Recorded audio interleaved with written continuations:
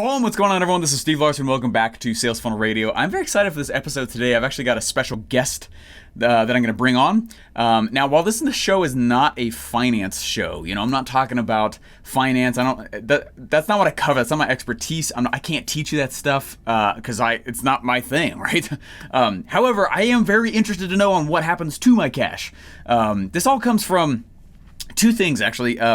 I was sitting on an airplane and I realized I was coming back from an event, and at the event I was intrigued at how much I could learn from somebody who just sat down and decided to just teach me in comparison to how long it takes for me to just buy books, right? Or courses or podcasts or whatever, right? And then go through them manually. That sucks.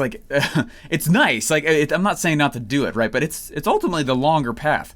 And so I was sitting on this airplane and I was flying back home from this event that I was at, and I had this realization, I should just hire, what if I could just hire some people to come in and just teach me and that's it, right? And so I went in and I started saying, I'm just going to go and I'm just going to find the right people in the different functions of business that I'm not an expert in to go and teach me, right? And so I get off the airplane and I go and I talk to the guy who is actually in control of teaching me finance strategy, right? And I said, hey, would you just teach me? And we spent the next 4 hours just deep diving on a few things. And he's actually my coach, my finance coach. This also comes from me watching and observing a lot of other entrepreneurs who make a lot of cash and they're successful and they're big names, but actually behind the scenes and in their personal finances, they're broke, right? And I was like, that sucks. And I don't want to be that way, right? Or I'll see that they start trying to be I want you to pay as little taxes as possible legally, right? Ethically, morally, right? But they go, and because they're not experts in it, they handle their own tax strategy on their own, and then they go and they get in trouble with the IRS and own the IRS forever. And I've seen so many people do that. It's hard enough to get a freaking business off the ground, let alone try to go navigate all that stuff afterwards. So I don't even try to do that. I'm just telling you right now, I actually go and I just hire people, and I think through, okay, just teach me. Okay, now that you taught me, just go do it for me, please. Right? Now, the guy that I go and I listen to explicitly on my finance stuff is actually Brad Gibb. And that's who I've brought on today, and I'm excited to bring him on. We're going to cue the intro, then we'll go over there to the interview itself. But I just wanted to intro him. I have profound respect for him. The things that I have learned from him.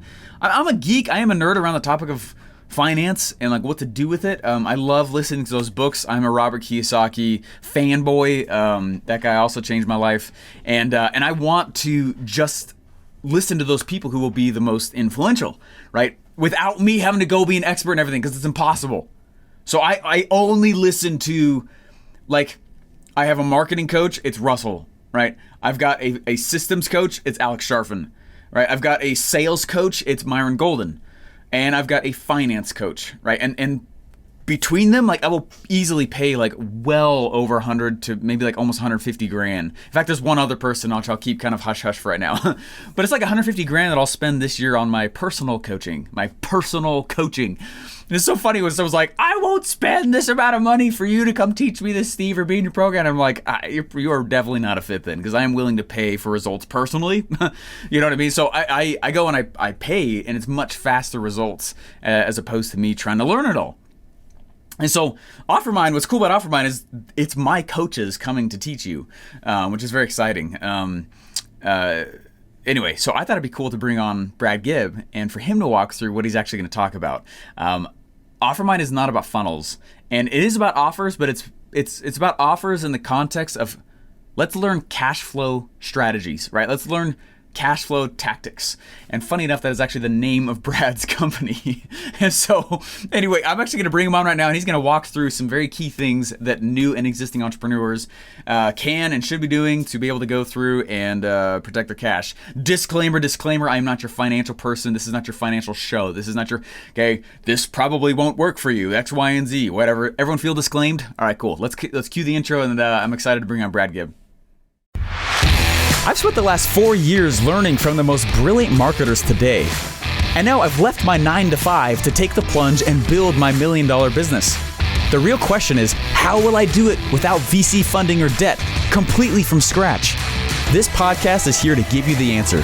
Join me and follow along as I learn, apply, and share marketing strategies to grow my online business using only today's best internet sales funnels. My name is Steve Larsen, and welcome to Sales Funnel Radio.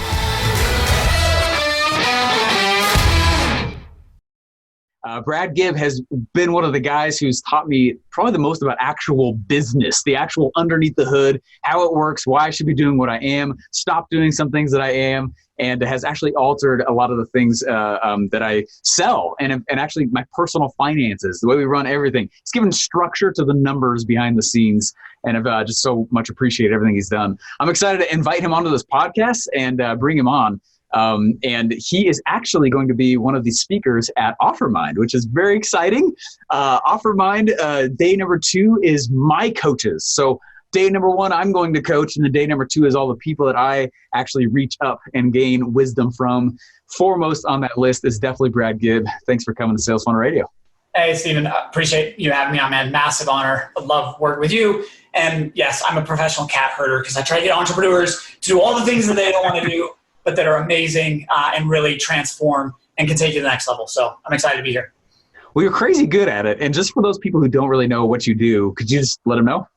So it is kind of a catch-all, but we're basically money coaches for the world of entrepreneurs. Because what we found in our journey, which I'll probably share a little bit about that here in a second, but we found that what happens to an entrepreneur is we do everything the exact opposite of what we're told, right? At some point, whether it was in school, whether it was at your job, whether it was an internship, like at some point we were like, wait a minute, I don't fit in this world and I'm going to go over here and play a totally different game, right? And then when we're successful in that other game and we ask people, well, what should I do like with my taxes and with money and with my investing? They try to put you back in the box that you just left and said, oh, you should do all the things that all the employees are doing with their money, right? And it ends up sabotaging what you're actually trying to do in this other box. And there is an entirely different world of finance that mimics and mirrors and supports you as an entrepreneur.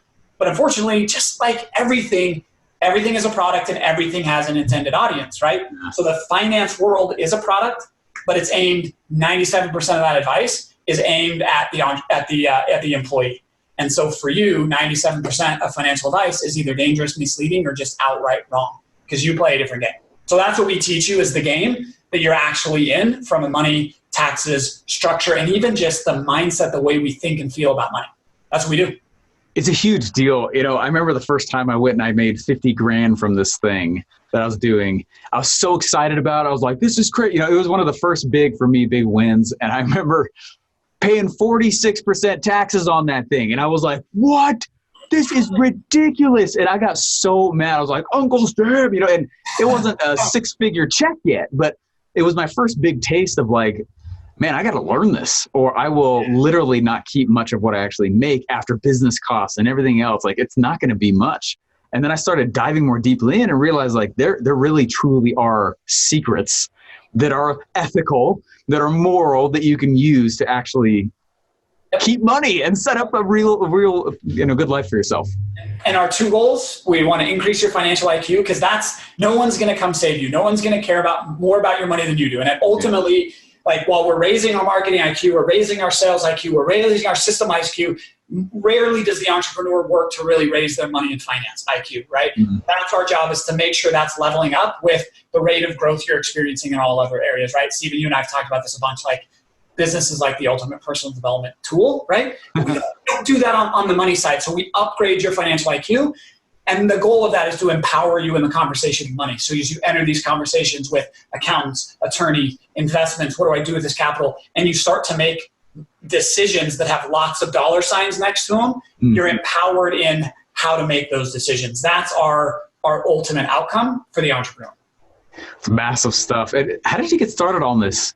Like you said, us entrepreneurs are kind of like herding cats. So yeah, I'm sure there's like a love-hate relationship with it.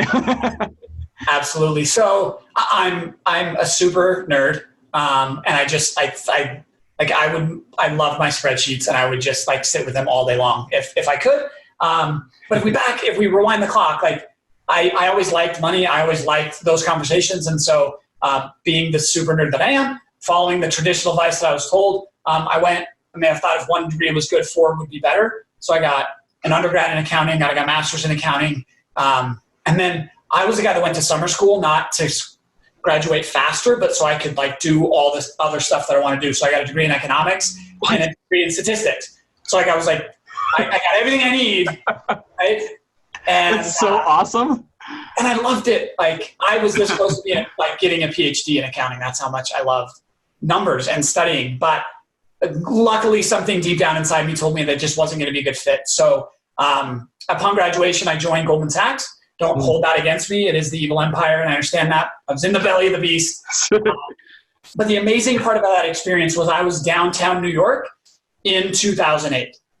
And for those that don't understand what went on in 2008, like the world almost exploded and everything was melting down, and I had a front row seat to it. And it really was like the beginning of my awareness of there are things that I learned, but application and what's going on in the real world is like completely different, right? And that's where, after a very short time seeing what was going on, it was one of those things where I had a Jerry Maguire moment of like, I can't be here. I can't be part of this. I've got to get out. And so I leveraged some contacts that I had there and started a consulting firm. So this is where I realized not only was there a lot of stuff going on in money and finance and Wall Street that I wasn't okay with. The bigger story there was I thought that having a good job, having a good education, and having the resume of Goldman Sachs was going to be what brought me security. But that was the wake-up call of, wait a minute, there is no such thing as security, because like Lehman Brothers disappeared overnight, and it just as easily could have been Goldman Sachs. Like it was Lehman, Goldman Sachs, happened to be Lehman that went out. And I was like, wait a minute, this isn't what I thought it was going to be. So I took the leap to be an entrepreneur and say, that's where my security is going to come from. Is I'm not going to have a boss, I'm going to be the boss. So I made that transition, and things went really well. We grew an audit consulting firm where we actually helped companies go public. So we were the interface with the SEC and the investors. Like we were putting all this together to help companies go public. We took about 24 companies public during that time. When I had my second realization, which really led into what I do now, was I was making good money on my resume. Everything was exactly like I was a partner of a firm. We were growing. We were making more money than I ever imagined. But it wasn't until I still remember vividly. I was sitting at my desk, looking outside. It was pitch black. It was like 2 a.m, and I was finishing up client work for the deadline that was coming up the next day.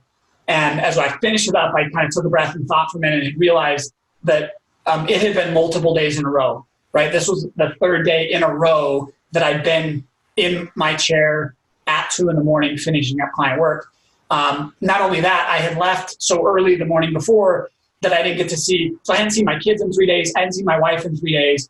And I sat back and was like, wait a minute, what is all this about? Like my business is now totally and utterly controlling me. Wow. And that was kind of the second part of freedom that I was like, wait a minute.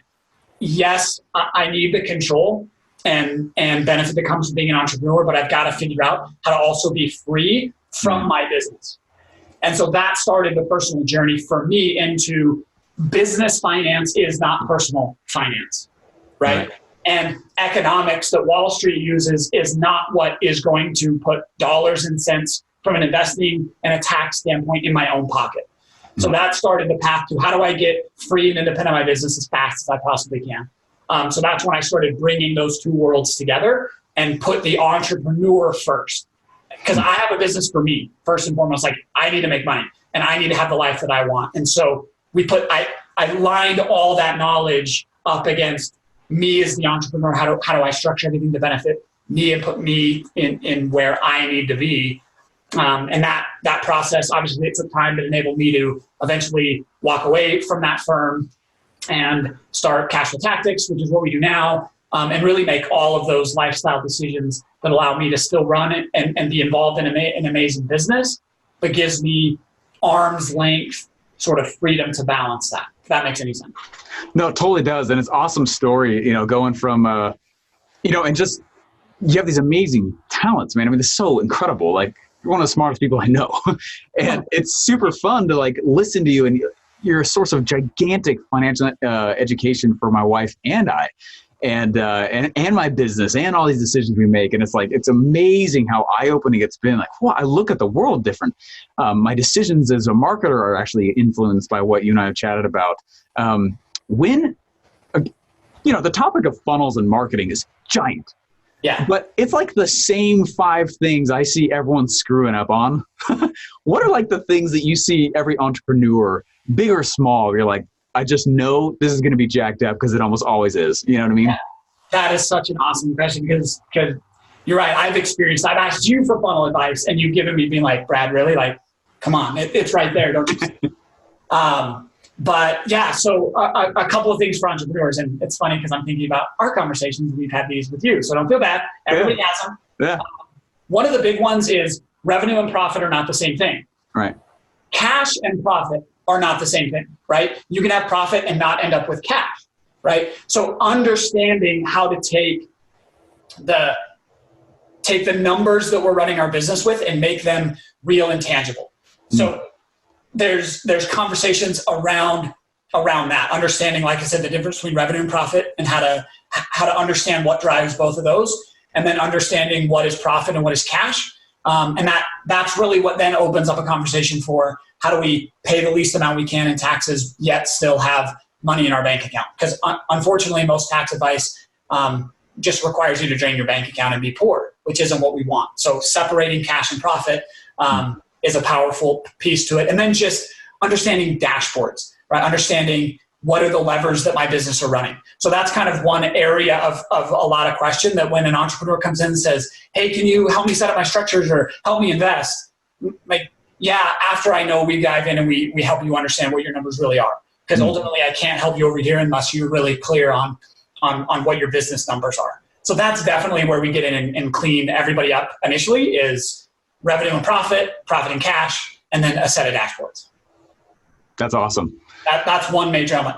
A second one is there is a huge difference between being an actual investor and being a gambler or a speculator, right? And we're never really told the difference, right? And how we actually understand what investing means and not what we've been taught, what most employees are taught to do, that again, exiting that world of employee over to entrepreneur and understanding how to be what actual investing entails. Yeah. Yes, not what you think, right? So that'd be the second major one would be that. There's a third one that'll come back to me in a second, but those are 2 major conversations we have. It's funny, man, because like people will say that to me about ads. Like, well, this is a huge gamble on the ads. I'm like, you've done all the pieces we've said. Like, it's not a gamble. You're playing the game. This is what's supposed to happen. It's really interesting. And then I guess the last one I kind of talk about is just this, we call it the iceberg principle, but everybody wants to like look at that part that sits above the water, right? That we can all see. But really 90% of investing and wealth creation is what sits below the surface. So we ask, I want you to upgrade your question. Don't ask like, what are the rich doing with their money? Instead, ask, what did the rich do to get their money in the first place? Like, that's the question that we want to answer, right? I don't care what Bill Gates does with his money today. When I have $1 billion, maybe I'll ask those questions, but I don't. So what did he do in my stage to get there, right? Those are the questions that we look in and really answer. And so it's a question of, do I understand what's going on? How do I first keep the money I'm making rather than, right? Keep the money that I'm making first, and then understanding what true investing looks like. Those are the main conversations we have. I love that. Yeah, because we're all in different stages as entrepreneurs. But I think too many times we'll look at other people and say, well, so-and-so did this. You're like, yeah, but so-and-so is running $1 billion enterprise, you know? Yeah. That's not Harvard endowment fund just did this or that. Like, who cares? You're not $1 billion endowment fund, so what do you care? Yeah, who cares? But that's where they're putting their cash, like for a totally different reason, right? Or that's where they're getting their traffic. I'm like, anyway. They're selling Beanie Babies. But it's so crazy because like truth is truth, right? A lot of the same mistakes people are making on the marketing side that you're dealing with every day, it's the same set of underlying assumptions of, well, that guy's doing it, so I should too. Well, no, right? Totally. Like, we're not asking the right question. That's so much of the problem. Would you agree with that? Like, if we ask and like correctly identify the problem and then ask the right questions, the solution becomes easy. And that's so much of the time that we spend on the money side diagnosing the same things you are, just different outcome. Yeah, I find it's harder to actually figure out what question to be pursuing rather than actually find the answer. This is really interesting. So, okay, so I sat next to the man for a while, and I would watch him, and we'd set up all these funnels. Sales funnel rater. We set up the funnels. We set up all this marketing. We put all these pieces together, and I watch how they would treat the cash. And it's not like I wasn't sitting around like going, oh, what are they saying? But, it was easy to observe it. Like there was a pre-created strategy that the majority of, that they had. And the cash would come in, it would break even all these ad costs. They'd go and they'd upsell people. Then they'd actually take profit for the business, and then it'd go in and fill their pockets, which is great. And it was a really cool front row seat to a lot of that. What is it that you think, like, let's take an entrepreneur who is around the $1 million range. What are some of the places they should do what are things they should do with their cash? It's kind of funny you picked the $1 million range because what we harp on so many entrepreneurs, it's not a hard, fast rule because, again, profit is different than revenue, right? So if we're making enough profit, there are levers we can pull. But certainly up to $250,000, my answer is just keep figuring out how to make more money. Let's just make it. It's too easy to make $250,000 today. I know that might blow some people's minds that are reading, but it's too easy to make $250,000 to $1 million that if you're not doing that, stop trying to do anything after that, like invest in the right vehicles or this, that, and just take all your money and figure out how to make that kind of money. Just bring more cash. Okay, just bring more in, right? And then we'll deal with, don't fall for the $10,000, $15,000 packages of protection because you have nothing to protect, right? And you don't have enough money to invest to make a difference. So let's just start there and just say you need to be making, depending on your business and profitability model, you need making $250,000 or more. Fair? Yeah. Cool. Sorry, what was the question you asked? And then after that point, though, like, what would you suggest maybe someone start doing? So the first thing to do, I usually keep a dollar bill here for emphasis, and my kids must have stolen. On your board? Again, right here. Yeah. That $20 bill, because I use this for other things, but this $20 bill, the $20 bill that you have in your wallet is the most expensive money you have in your life. Because what did it take to get this $20? You had to launch funnels and promote and have ad spend, and then you had to break even, and then you had to upsell them to actually make a profit. And then you had to pay all your vendors, and you had to pay all your employees. And then after all of that happened, you had to write Uncle Sam his check. And then after all of that happened, your wife wanted to spend money, and you had to eat and put gas in your car and make your mortgage payment and live your lifestyle. And then there was money left over to be in your wallet, right? Once entrepreneurs get good at making money, it's easier for them to just say, oh, if I want something, I'm going to make more money. Instead of trying to keep a little bit of the most expensive money. If I can help you keep an extra dollar, for most entrepreneurs, that's 5 to 10 on the top line. Interesting. So it's getting a focus of how do I keep the money that's coming in? And so it's this conversation, and Stephen, you and I had it, is how do we bridge, like, the business becomes this snot-nosed, whiny baby that just cries until it gets what it wants. Agreed? Yeah. And we have to do a lot of work of separating the entrepreneur from their business so that they can discipline their business and give them what they want. So it's this bridge between understanding how your business needs to operate and how you're going to operate independent of that. And so it's teaching, it's a blend of this metrics idea of how do we then reverse engineer the profitability and the cash that we want in the business owner's pocket. And until we think through that process, we're always going to be robbing Peter to pay Paul. And I think entrepreneurs have been through this. Like, they'll go sacrificing, making sure the business grows, going without until it just teeter-totters. Yeah. And just spend a bunch on the other side. And every time they're spending, they're worried about, is there going to be enough for my business? And then every time they're actually reinvesting in their business, they're like, this sucks because I don't know when I'm ever going to benefit from this. And so it's simple. It's a process. There's a formula to understand how to live our life and build our own wealth while not taking from or at the detriment of our business growth. And how do we balance those two things?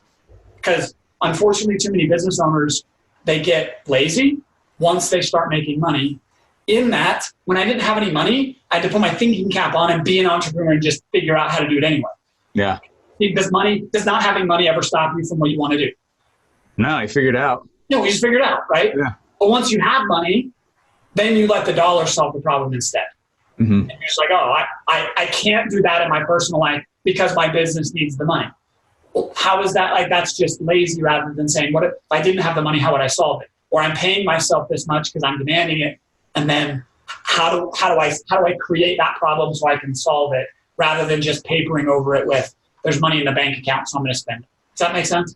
It does. And that's one of the major things I learned from you was taking it's like basically I had to define the relationship with me and the business, not just as the CEO hat, which is what I studied and was focusing on like crazy and learning from guys like Alex Sharfin, things like that. And then you took it to this other level. It's like, now let's talk about you as just a human and your family needs compared to the actual business needs. And like, it was nuts to see how that worked. And like the security that came from that was just astounding. And so everybody says like, man, like what entity do I need? Or how do I do that comes after we set up what we call a game plan. And we start to figure out where you are, where do you want to go, and then depending on that gap, we set in the things that we need in order to get us there. So that's all that that's really the most impactful thing I could ever do for somebody is connect these conversations, and then the tools and the tactics, like that becomes a lot easier once we have a game plan. And that's the most impactful thing I could ever do for somebody is create that, give them a very clear step-by-step roadmap, because we're all entrepreneurs. Once we have a target, it's just a matter of time we're going to hit it. I'm going to do it. It's setting up the right target. Yeah, that makes sense. And then having clarity in where you are in relation to the target. Yeah. And as embarrassing as that sometimes feels, like that's just being honest with where things are at and how we feel and what frustrates us. Like there was a lot, not just you, but every entrepreneur I work with who really unpack that. Like, how are we feeling? What's causing us to not feel secure, or all of there's a lot to unpack there. And then we can line up the roadmap and we go from there. Interesting. Now, everybody, just so you know, like, you can obviously see that Brad is just this fountain of knowledge, and it's so incredible, and it's super exciting to have you on here. Guys, I asked Brad to come speak at OfferMind. Day one is all about, it's my offer creation formula, because OfferMind.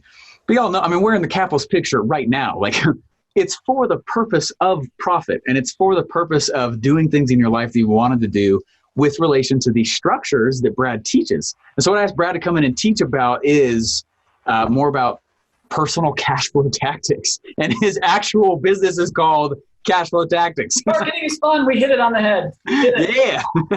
Super fun. So could you just give a little brief, just really briefly, what are you going to talk about at OfferMind? Yeah. Can I plug your event first? Yeah. Mostly. Okay, guys. So I've known Stephen for 4 years. I've been in Russell's Inner Circle. We met there. And I think we both had this little relationship like, oh, that's Stephen. I can't go talk to Stephen. And Stephen was like, that's Brad and Ryan. I can't go talk to Brad. Exactly. We talked for 2 years. It was that like you and I also we got over that. And then we became really good friends. But what I struggled with, even being surrounded by 100 of I think some of the top marketers in the space for the last 4 years, what we struggled with for literally 2.5 to 3 years was our offer. I had all the front-end tactics and strategies. I had all of this, but I could not figure out how to talk to the market, like how to once I got someone in front, I could melt your face. I could take you down a rabbit hole. But when somebody said, well, how do I work with you? That's where it was like, I don't really know. I need to get in. And that held us back for so long. But literally, this is what happened. We spent some time with Stephen. We spent some time with a couple of other people. And it was like flipping a light switch. We figured out what our offer was, how to put it together, how to communicate it to the marketplace in April. We took everything down, took 2 months to put it together, launched it in June. And from June to February, we hit the 10X award. You did $10 million. In whatever that is, 8 months.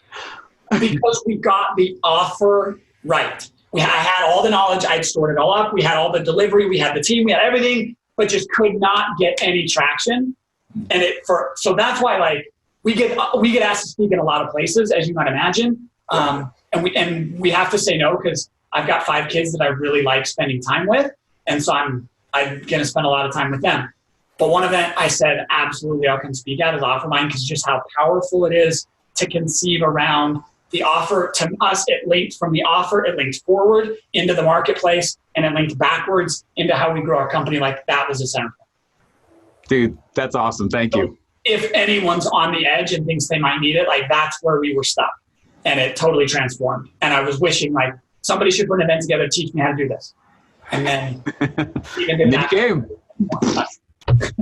So that's awesome, man. What are we going to talk about? We are going to talk about, so you're going to hear in day one from Steven, and then you're going to hear from his other coaches, all of these models of how a business can create cash flow, right?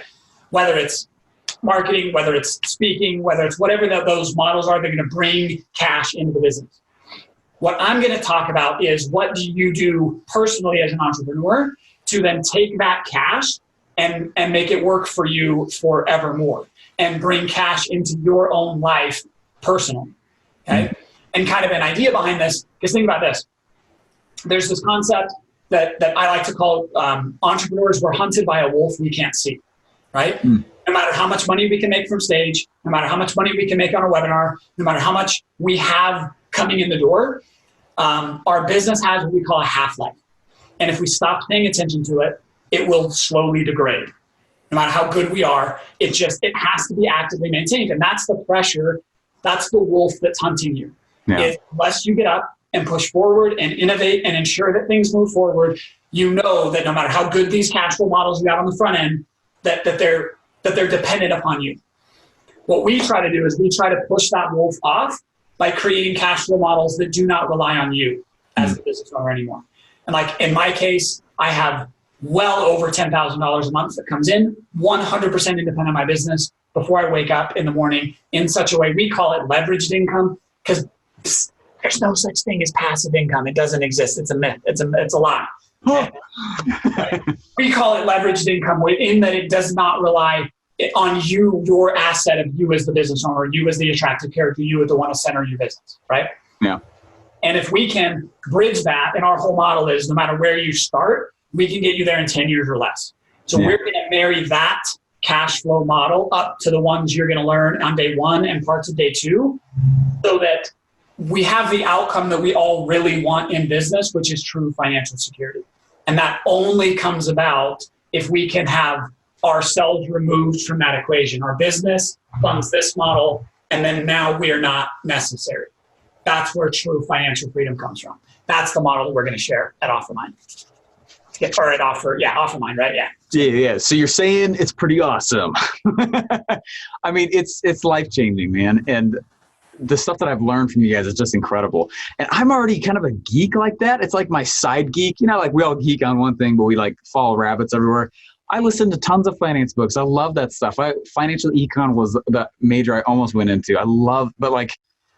And then it was like, it's like 50 years of knowledge just in this little contrived like 3-hour thing that you guys took me through. Has been amazing. So guys, come to OfferMind, and come learn this stuff from Brad.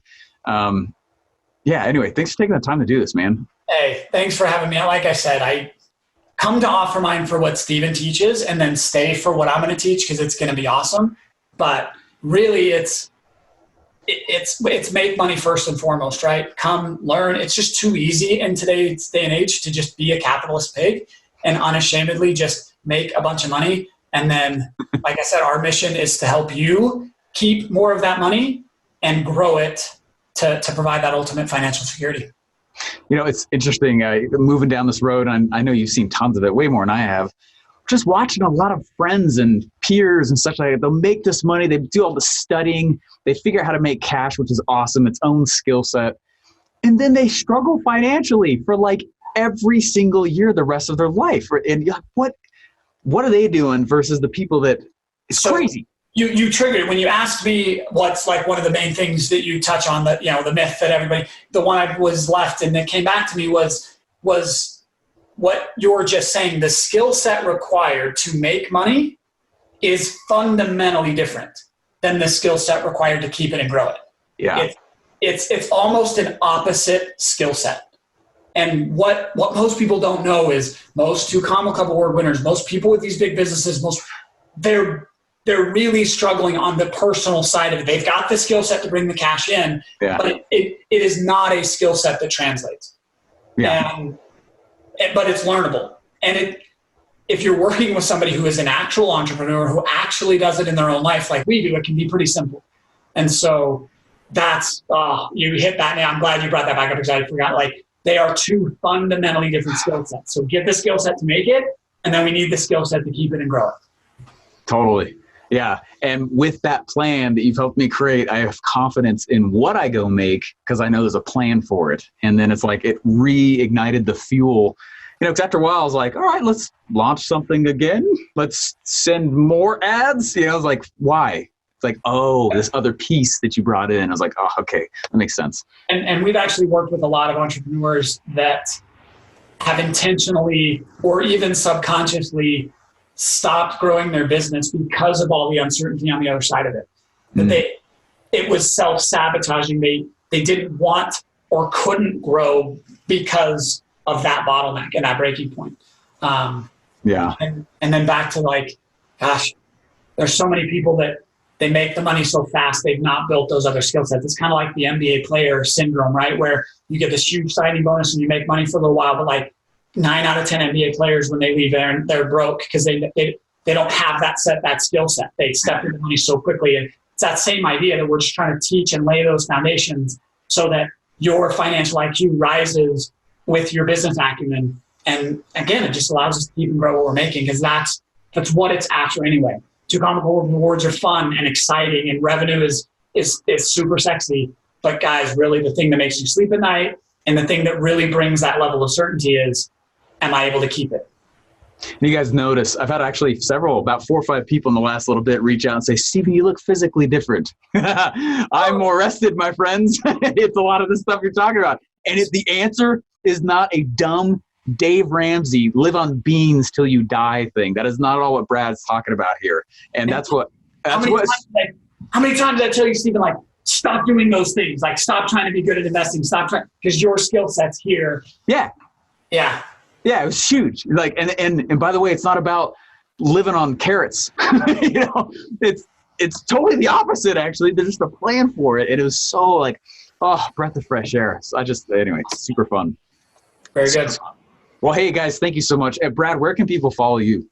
So actually the best place, because obviously on a podcast, like we skip a rock and it skips over the surface of all these concepts. Like I got to bring up all these different ways to think. Where we start breaking that down is actually on YouTube. That's probably the best place where we give 5 to 15 minute clips of starting to go into detail of what these concepts are. So if you want to start poking around and see what the heck is he talking about when he says money, profit is not cash, go to our YouTube channel and start hunting and digging around and geeking out there. I promise it's not overwhelming and it's totally consumable because I study from guys like Stephen who helps me break down my spreadsheets into like real examples that are understandable.